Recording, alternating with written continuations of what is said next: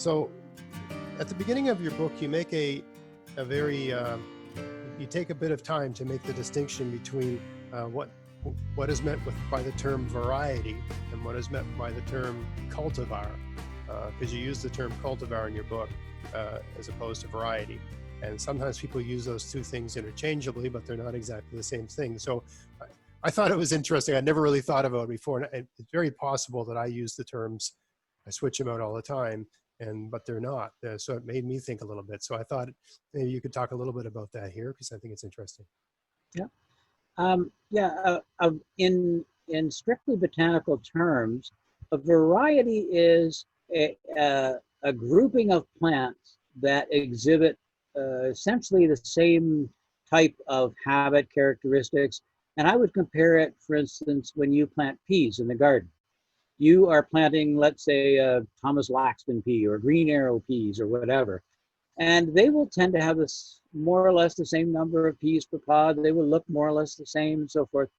But every one of those seeds has a unique genetic makeup.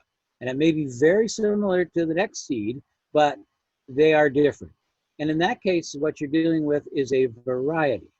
When we deal with the word cultivar, what we're talking about is a single seedling that has characteristics that make it worthwhile to propagate asexually. In other words, either from cuttings or you graft them onto rootstocks. And what you're trying to do is you want to keep that unique genetic makeup that gives you, let's say, a golden russet apple or a clap pear or whatever. And so in order to keep that, you have to maintain that, because when you have seedlings from whether it's a rose or an apple or whatever, they're going to cross with another plant and they're going to combine their chromosomes and create a unique genetic plant. So if you take a Macintosh apple or you take a Dart's Dash rose or whatever, and you save seed from that, you may get seedlings that are similar, but they are not genetically identical because they're a combination of the parents, just like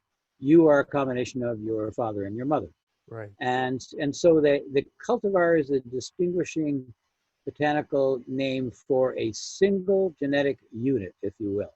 Right. So a variety, to make an analogy, a variety would be, especially in the vegetable world where you try to have things be true to type, would be where two parents who are very similar to one another have a child, as similar as possible to one another, have a child that's, they're both blonde, they're both got blue eyes, and they have a blonde hair, blue-eyed child.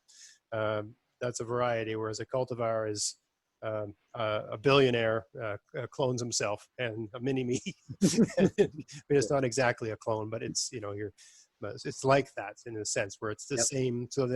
So when we have a Macintosh growing in our yard, that's from like one Macintosh tree that grew once that people liked, and we're just keep cutting cuttings off of that and grafting them onto various forms of rootstock. Is that correct?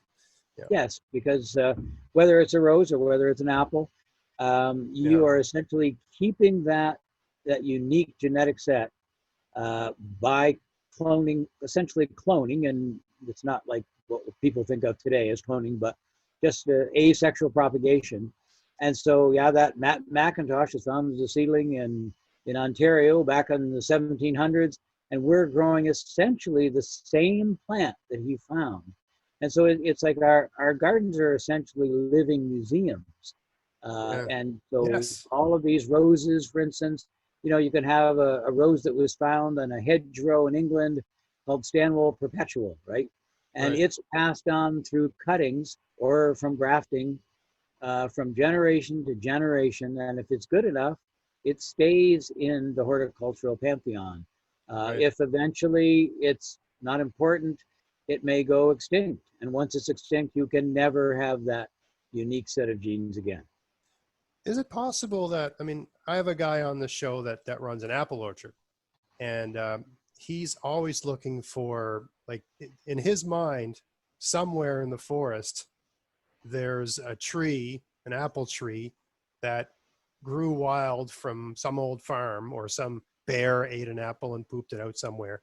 And that apple that just appeared out of nowhere, which it would be a variety, right? Not a cultivar, is the greatest apple tree with all the greatest qualities in the world, and it just randomly appeared out there. He's always, you know, when he goes for a hike or something, you find an apple tree, he'll take some back. Oh, does this taste good? You know, does this apple have all those great qualities of hardiness, pest proof, taste good? You know, that sort of thing.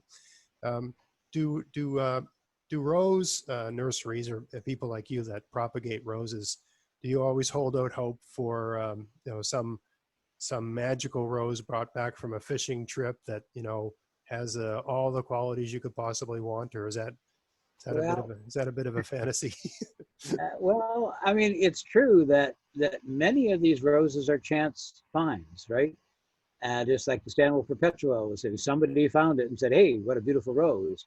And the same that can be said about, you know, a Seek No Further apple that was found growing, and somebody said, "Wow, you know, this is the best apple I've ever had." And so that's when it becomes a cultivar. As soon as you name that plant, then it becomes a cultivar, and you start to produce it from either cuttings or grafts or whatever.